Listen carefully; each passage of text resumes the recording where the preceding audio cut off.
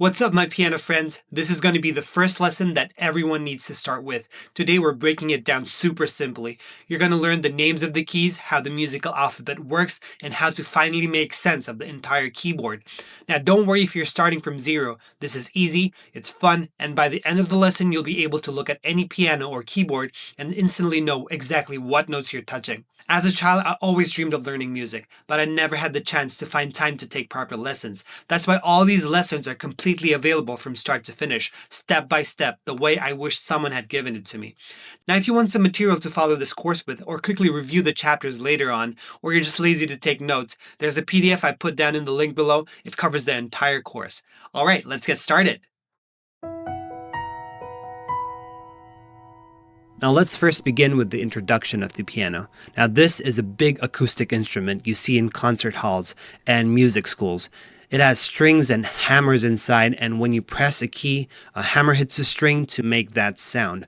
And this is a picture of a keyboard. Now it looks similar, but it's electronic. For this course, it doesn't matter if you're using a piano or a keyboard. The keys are laid out the same way, and everything you will learn will work on both. Now let's zoom in on the keys themselves. You can see that there are black keys and white keys.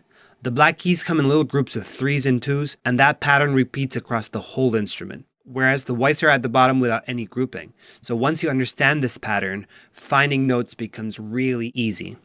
Now first, let's focus on the black keys. We're going to use the black keys to help us name the white keys around them. So let's take the group of 3 black keys and the middle one. The white key next to this black key on the right is our first musical alphabet, the note A. From here, let's move to the right with all the white keys. B, C, D, E, F, and G. And after G, we come back to the A. Now music uses very short alphabet and ends on G. So if you think about it, we only use 7 alphabets in music. Now the A here is exactly the same place as the A that we began with. It sounds the same, but just higher. It's below to the right of the middle black note in the group of 3 black notes.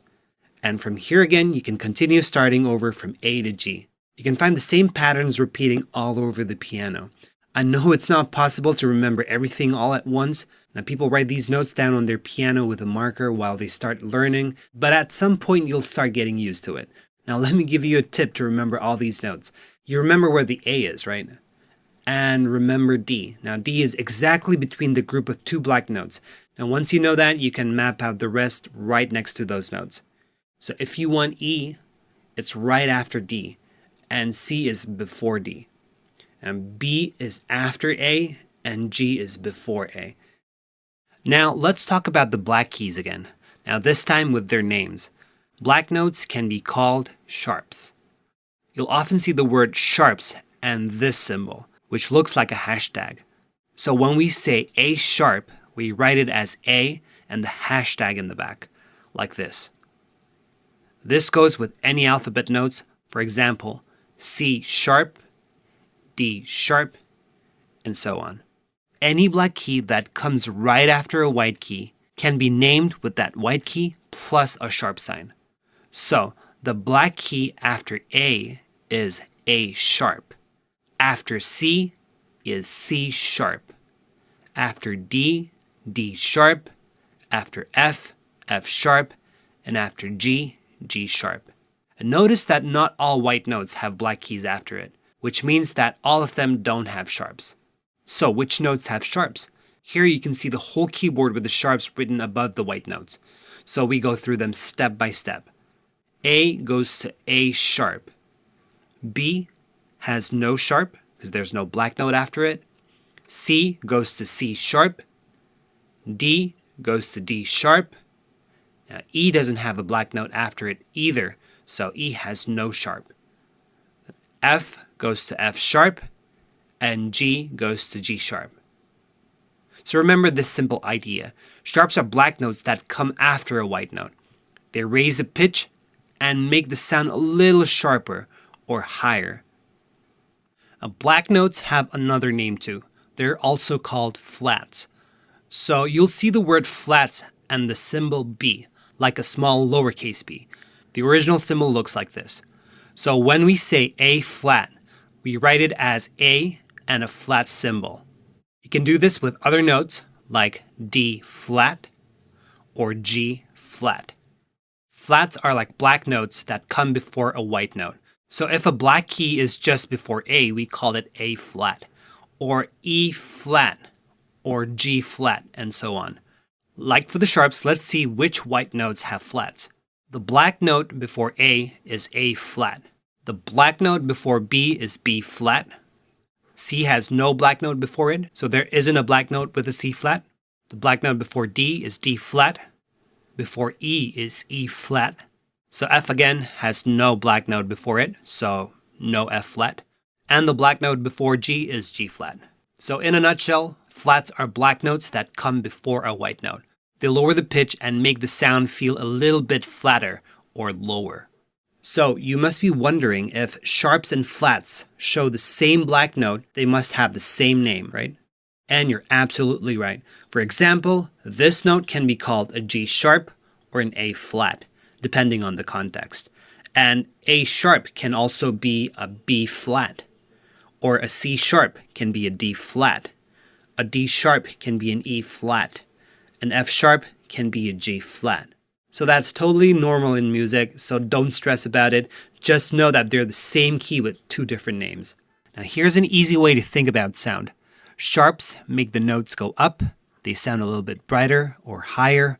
Flats make the notes go down. They sound a little bit lower or more relaxed. And when you move from a white key to a black key above it, you're sharpening the note. So when you move from a white key to a black key below it, you're flattening the note. So how many notes do we actually have in music? On the keyboard and the majority of the instruments that we have, 7 white notes from A to G, plus the black notes in between, which we just learned as sharps and flats. And altogether that gives us 12 unique notes in total before the pattern repeats again in an octave higher. So what does the term octave mean? Since we have 7 white notes and the note starts repeating again from the 8th note from the note that we started on, we call it an octave, since octa meaning 8. So you land on the same note again, just higher, or if you go backwards, it's an octave lower. So the entire world of music is built from just 12 notes, although there are many octaves. If you have a keyboard, you might just have different numbers of keys, starting from 49 keys, 61, 76, 88.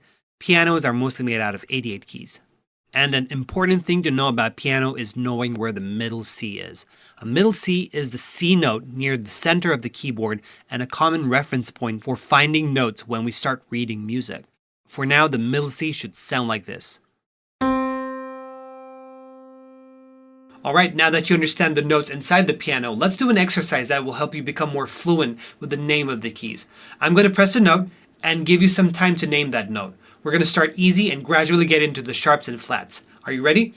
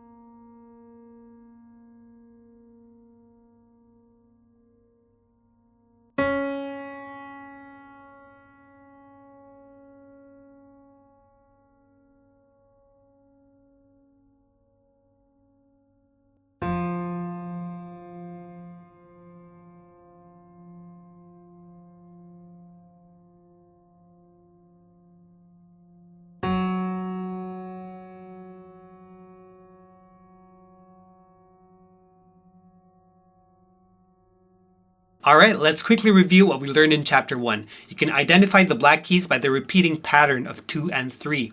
You can identify the white keys using the musical alphabet, and you know that this pattern repeats across the keyboard. You learn that the black keys can be sharps when they come after a white note, and they can be flats when they come before a white note. Finally, you learn that there are 12 different notes in total before the pattern repeats again. Now, if you want to practice guessing these notes, check out our chapter review video we do for every lesson. You can find the link in the description or click it right here to watch it. Great job finishing Chapter 1 of Musical Alphabets. When you're ready, let's move on to the next chapter and actually start playing some music.